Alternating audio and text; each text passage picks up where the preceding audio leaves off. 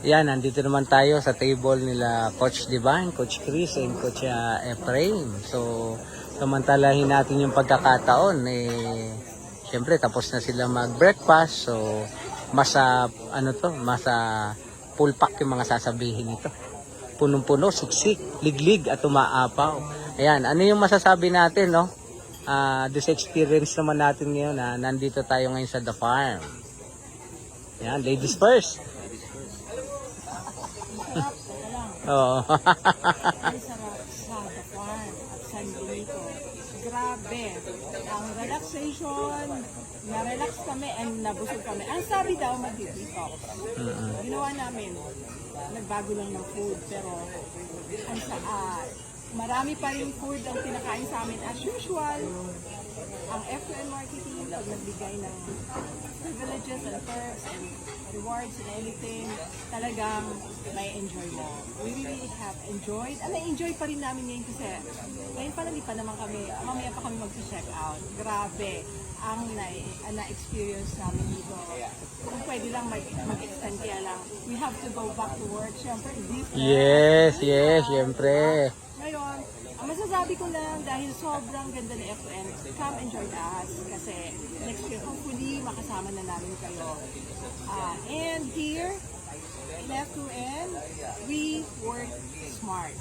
Yes. Don't work too hard, work smart. That's why I chose the F2N Marketing.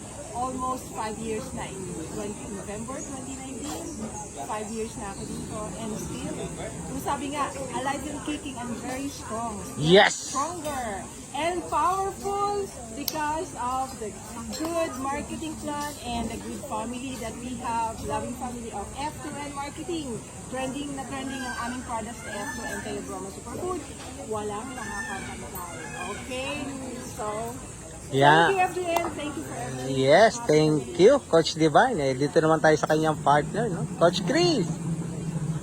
Ayan, so magandang umaga sa inyong lahat. Of course, sabi ko nga kanina, nandito tayo sa The Farm of San Benito, at San Benito, Lipa, Batangas.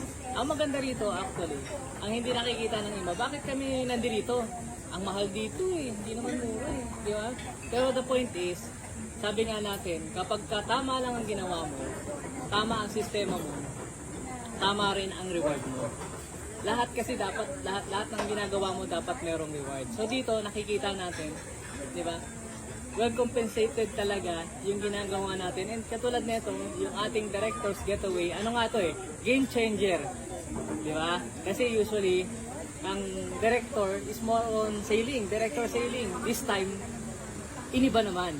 Siyempre, sabi nga natin dapat every time na merong bagong taon, dapat bagong idea. Yes. Ganyan kaganda si F2N Marketing. Hindi lang yung benta-benta, hindi lang yung puro product. Binabalanse po natin yung trabaho at yung leisure. Kasi bakit kailangan ng katawan mo? Lalo na po dito sa surroundings natin, ang sarap mag-relax. Pagdating naman sa pagkain, healthy food tayo. Okay? So yan po yung maganda kay F2N Marketing. Kung pinag-iisipan mo kung sasama ka sa amin o hindi, tandaan mo po, at the end of the day, kahit na gaano kaganda ang paliwanag namin sa iyo, kahit na gaano kaganda ang ipakita namin sa inyo, ang pinakamaganda sa lahat, yung unang-unang desisyon na gagawin. Yes. Okay, so thank you very much po. Yan, thank you, Coach Chris. Siyempre, dito tayo sa ating Spartan. Coach Efrain. Harap ako para Guys, alam mo ang word na pinakamaganda at pinakamasarap, yung word na libre. At itong nararanasan namin, libre po ito. Ako, masayang-masaya ako kasi nung wala ako sa F2N, alam mo yung mga ordinary people lang nakakasama ko, average people na nagko-commute, pumapasok ng 8 to 5. Pero ganun pala ang feeling kapag ikaw nakikita mo yung mga mayayaman, pinupunta ng mayaman, kinakain ng mayayaman, ibang-iba pala ang feeling. Ito mo masasabi na ganun pala ang worth ng buhay ko. Hindi yung buhay ko hindi para sa 8 to 5. Ibig sabihin, pwede rin pala akong makarating sa mundo nila. Yung guys, yung maganda sa F2N Marketing. Now, isa pang maganda dito is yung timing, produkto, at yung compensation plan. So, sa lahat ng makakapanood nito, nasa wellness industry po kami. Alam nyo, maganda dito, nagiging healthy kami, at the same time kumikita lahat ng distributor dito. So ano pa bang gaganda sa negosyo na ganyan, di ba? May mga negosyo na kailangan paglaanan mo ng oras, pero at least yung health mo. Kasi wala ka ng panahon para sa fitness, para makapag-relax.